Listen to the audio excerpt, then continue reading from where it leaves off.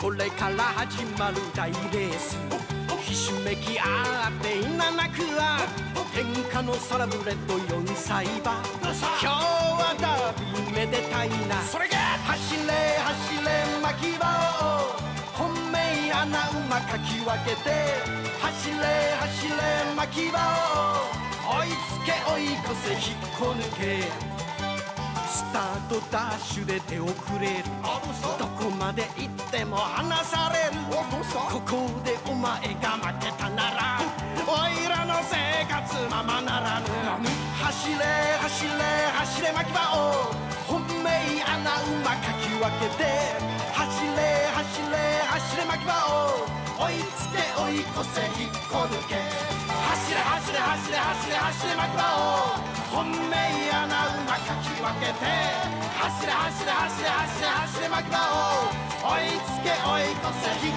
こ抜け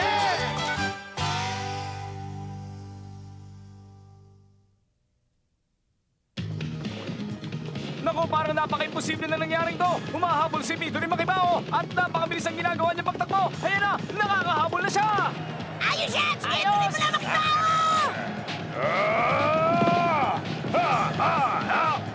Tara na, bilisan na rin natin, Cascade! Ganon din kay Cascade. Ginagamit na rin ng hinete niya ang pamalo. Bibilis na rin ang takbo ni Cascade. Pero, ano yun? Bakit parang hindi kumikilo si Cascade? Ganon pa rin ang takbo niya. Ano nangyayari sa kanya?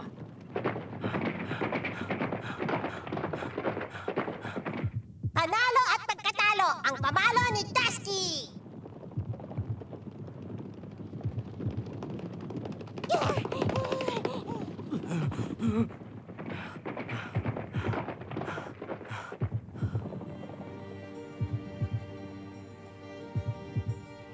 Bakit?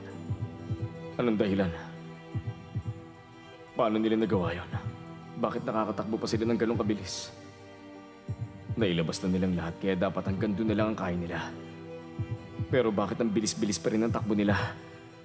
Nakakapagtaka talaga. Saan ba talaga nanggagaling ang lakas nila? Nangihina na ako. Saan ko kukunin ang lakas para makatakbo ko?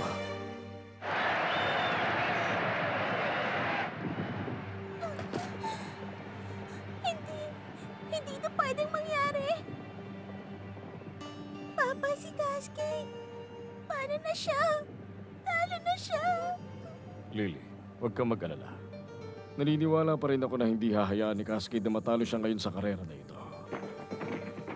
Nagamit na ni Cascade ang lahat ng lakas niya kaya subok niya na yun. At sumali siya sa karerang to na nasa maayos ang kondisyon niya. Bakit hindi siya makahabol? Siguro, dahil yun kay Peter at Midori Makibao. Mas matindi kasi ang kagustuhan nila na magawa yun kaya naman naipakita nila ang magandang laban. Bakit po? Bakit, Papa? Ano ba yun? Nasa puso nila.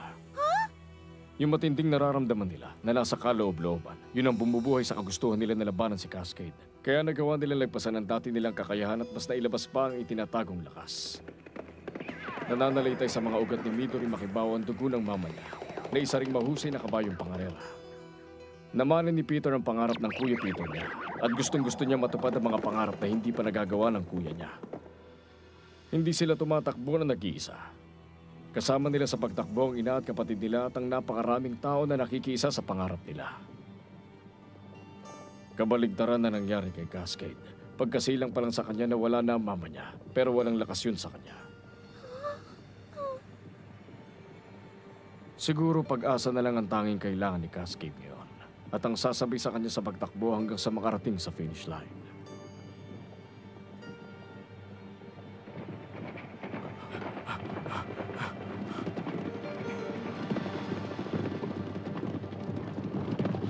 Hindi ko akalain matatalo si Cascade ng ganito. Hindi ako makapaniwala nangyari ito sa kanya. Pero kahit na matalo ko pa si Cascade, kung matatalo naman ako ng kabayo na yun, hindi rin ako mapapatawad ng kuya ko. Hindi ako magpapatalo. Kailangan bilisan ko pa. Sige, bibilisan ko pa. Kailangan kong bilisan. Kakasar, bakit hindi ko nakikita yung finish line?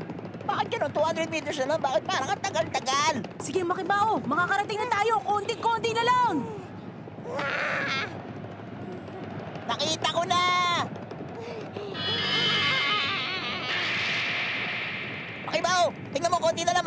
sa finish line!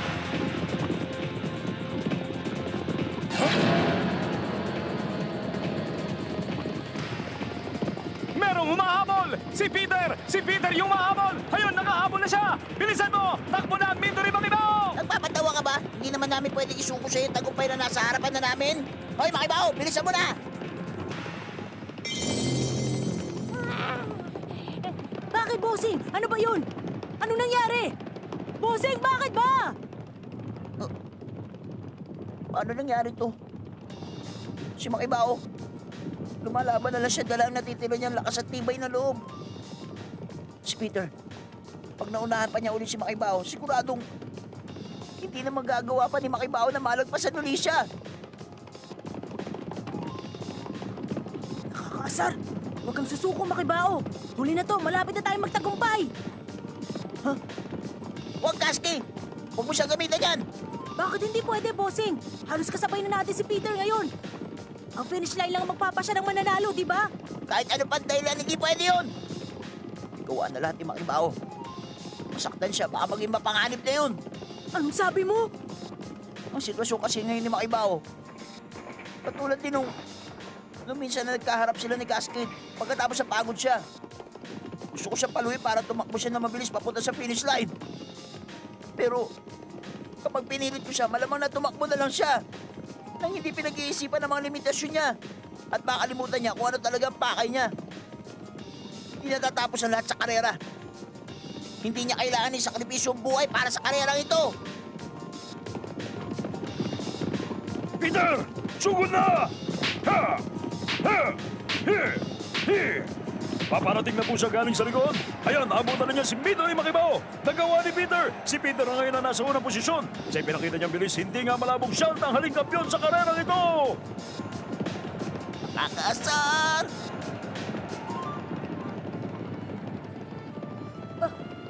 Paano na? Tatanggapin na lang ba namin na talo na kami? Paano si Makibao? Ang dami na nilang pinagdaan ng hirap ni Bossing. Pero ako, wala man lang ako nagawa. Wala akong naitulong sa kanila. Paano? Susuko na lang ba ako ngayon? Hoy, tumayo ko dyan, Kasky! Oo, sige, Boss Arnold. Kaya lang naman ako naging isang hinete dahil tinulungan nila ako. Tinulungan ako ni Bossing at saka ni Makibao. Nakakaasar! Ano ba klaseng hinete ako? 46 na kilong pabigat lang ako kay Makibao. Pasensya ka na, Makibao. Wala akong ibang maisip. Ito na lang talaga ang magagawa ko! Huwag mo siya paluin, Kasky! Huwag mong gawin yan! Hindi ko na talaga kayang gawin. Hindi na sumusunod ang mga binti ko sa inuutos ko. Kahit na naririnig ko ang mga tunog na pagpalo ni Kasky. Kaunting pagginig lang ang nararamdaman ko maliban pa ron. Wala na akong iba pang nararamdaman. Ay, Kasky. Bale, wala lang sa akin na ginagawa mong pagpalo. Ha? Hindi pala ako pinapalo ni Kasky ng pamalo niya. Ginagamit niya sa binti niya. Sarili niya pinapalo niya. Ako pala ang inaalala niya. Pero ayoko talagang matalo kay Peter. Para lumakas ang loob ko, kaya ginagawa niya yun sa sarili niya. Kasky? Kasky, nararamdaman ko. Talagang nararamdaman ko ang ginagawa mo.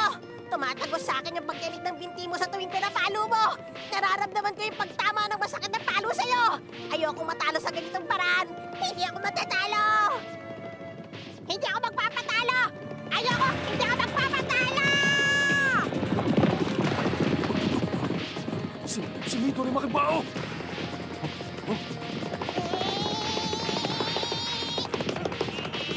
Nakahabol sa Makibao!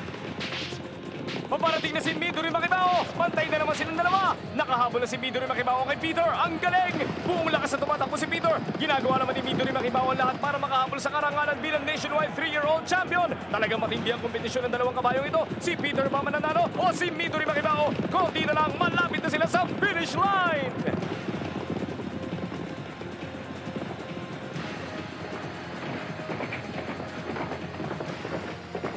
Hindi. Hindi ako pwede matalo.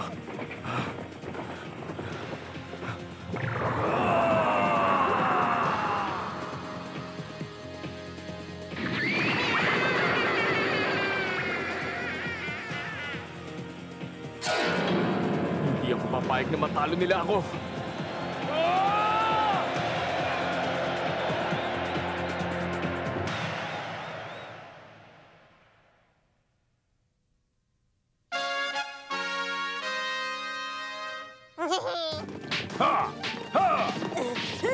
Sa totoo lang, napakaganda talaga ng karerang to. Mukhang mas marami maganda nangyayari sa huling 200 meters. Sa kasalukuyan, si Midori Makibaw ang nauuna.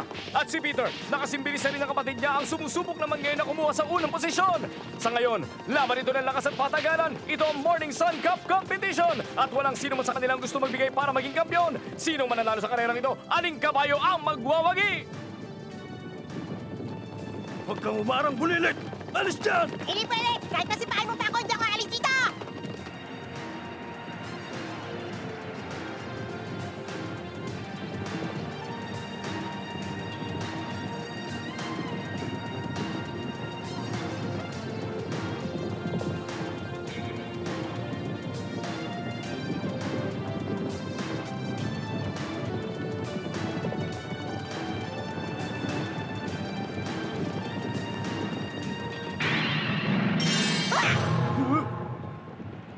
Sino kaya? Sino kaya mananalo sa karerang ito? Si Peter kaya o si Midori Makibaw? Konti na lang ipaghihintay natin. Malapit na tayo sa huling sandali. Teka, sino yun? Parang si Cascade yun ah!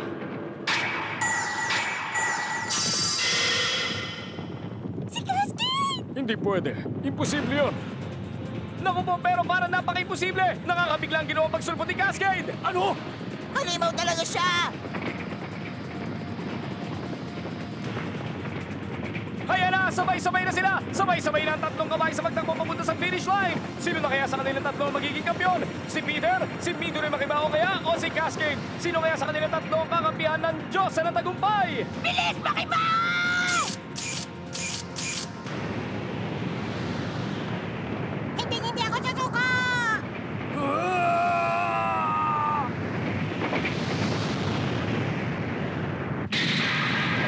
Si Cascade! Si Cascade ang muna nakatawid sa finish line!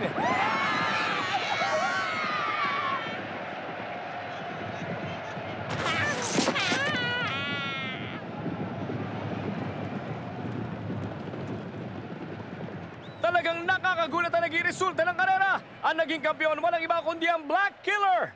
Hindi, siya ang Black Emperor, ang henyo ng Racing Circle. Biglang nabaligtad ang sitwasyon sa huli. Siya ang tumanggap ng pinakamataas na parangal para sa mga 3-year-old horses. Inabot lang ng 1 minute 32.8 seconds ang oras sa tinakbo niya. Nasira niya ang dating record na mahigit 1 segundo. Hindi ka panipaniwala ang record na yun. Pwede na siyang ilagay ngayon sa kasaysayan. Isinilang na ang hari ng mga kabayo. Oo nga pala, para naman sa outstanding second placer sa karera ngayon. Heto, tingnan nyo silang dalawa. Si Peter, na mas nauna nakapasok ang nakakuha ng second place. Naka-third place lang si Midori Makibaw matapos ang tatlong sunod na panalo. Nakakalungkot dahil hindi siyang nanalo sa G1 race. Kawawa si Makibaw. Nakakasar talaga. Kung si Peter sana nakalaban natin sa huli, hindi sasama ang loob ko eh. Hindi ko inasa makakabol pa si Cascade at sa mananalo sa championship. Ito yung ginawa ni Cascade. Hinabaan niya ang leeg niya at ibinabaan niya ng mabuti ang ulo niya sa lupa. Pagkatapos, sa huli, halos dumikit na siya sa lupa dahil sa tindi ng pagtakbo niya. Idagdag pa rin ang matinding lakas ng mga binti niya sa likod. Kaya doble ang... Hindi, mahigit pa sa doble ang nilabas niyang lakas sa laban. Simula pa nung unang karera, sinusubaybayan ko na ang kabayong si Cascade. Ngayon ang unang pagkakataon na nakita ko sa kanya ang ganong katinding lakas. Kahanga-hanga talaga. Sa tingin ko, ayaw talagang sumuko ni Cascade. Ano ka mo? Ayaw niyo sumuko? Oo, ayaw niya sumuko para sa sarili niya. Magpahanggang ngayon kasi ang sarili niya lang ang palagi niyang gustong higitan. Maganda ngayon kaysa kahapon. Mas maganda bukas kaysa ngayon. Patuloy at walang tigil siyang lumilika ng bago sa sarili niya. At patuloy niyang hinihigitan yun. Tanging ang sarili niya lang ang kinakalaban niya. Ang anino na nasa harapan niya, yun ang mas mabilis sa sarili niya. Yun ang ginagawa ni Cascade sa loob ng ilang taon. Pero kakaiba ang karera na to na nangyari ngayon. Dahil ito ang unang pagkakataong may lumabas sa harapan niya na dalawang napakahusay na kabayo na mas nahigitan pa ang kaya nilang gawin. Yun ang nagtulak kay Cascade para lumaban. Naranasan niya na laging nangunguna sa harapan niya sina Peter at Midori Makibao. At ang itsura nila, hindi pa lumalabas yun kahit kailan sa imahinasyon ni Cascade. Ngayon ang unang pagkakataong nakatikim siya ng pagkatalo. Ang tumakbo ng mas mabilis sa ginagawa niya. Ang lahat ng yun ang nagtulak sa kanya para mas lalo niyang mailabas ang kagustuhan niyang manalo. Yung huling pagtakbo ni Cascade ang gumising sa kanya at yun din ang naging lakas para manalo siya. Nabuhayan ng loob si Cascade kaya nanalo siya. Ang paglabas ng ganong klaseng kalaban, ang naging dahilan para mailabas ni Cascade ang lakas na itinatago niya sa loob niya.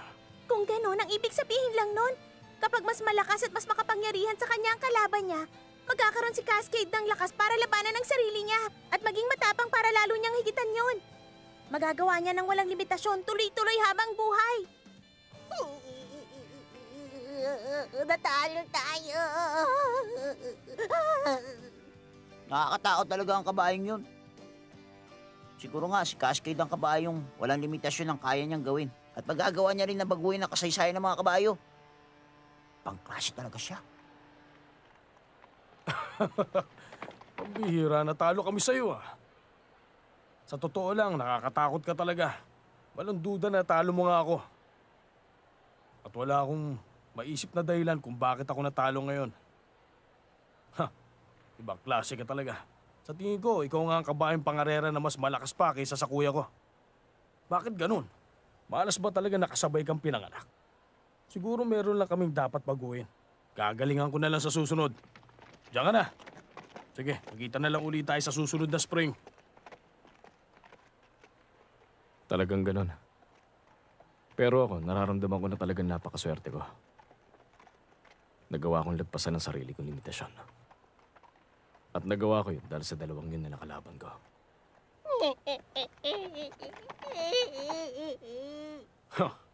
Nagkamali ako. Hindi lang pala dapat si Cascade ang pinagtuunan ko ng pansin. Hindi ko naisip na meron pa palang bulilit na sumusunod sa akin. Makibao, maganda naman ang pinakita mong laban kanina. Hindi ko kayo kailangan para gumaan ang loob ko. Basta ang alam ko natalo ako sa karera. Ang tagal ko pa namang hinintay ang araw na to. Pagkatapos lahat ng ginawa kong paghihirap na baliwala lang, inasahan niyo ako pero binigo ko kayong lahat. Hoy, Makibao! Nalulungkot talaga ako. Wala akong silbi. Binigo ko kayong lahat. Hindi ko nagawa ang inaasahan niyo sa akin. Wala talaga akong silbi. Hindi mo na dapat sabihin yun. Huh? Kahit na ano pang ipinakita mo kanina sa karera, yun na talaga ang inaasahan ko na mangyayari. Totoo ba yun, Cascade? Pero sa tingin ko, hindi naman siguro matatapos sa karera na to ang kakayahan mo, hindi ba? Paano mo naman nagagawang sumuko ka agad? Meron pa namang New Moon Prize sa susunod na taon. Aasahan ko na makikita kita ron. Aasahan ko na mas magandang ipapakita mo.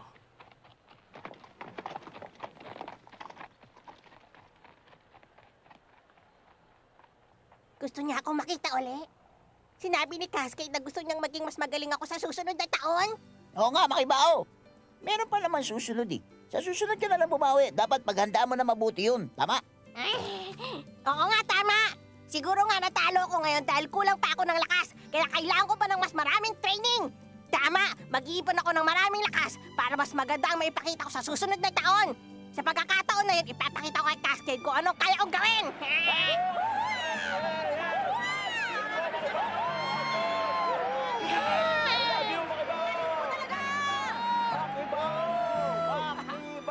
Si Cascade, talagang napakalakas niyang kabayo.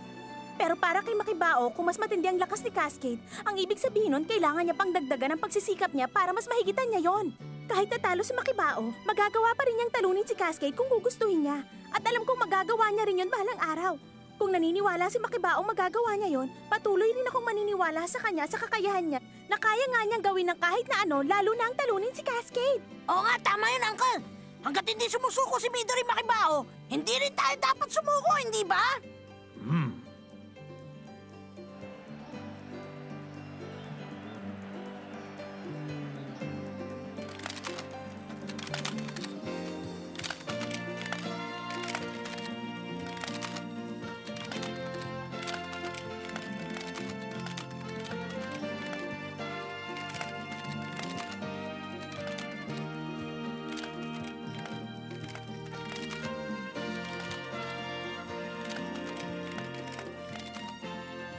Pinapangako ko.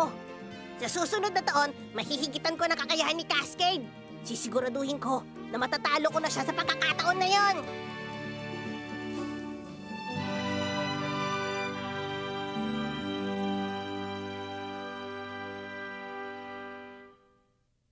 Umanami na no ne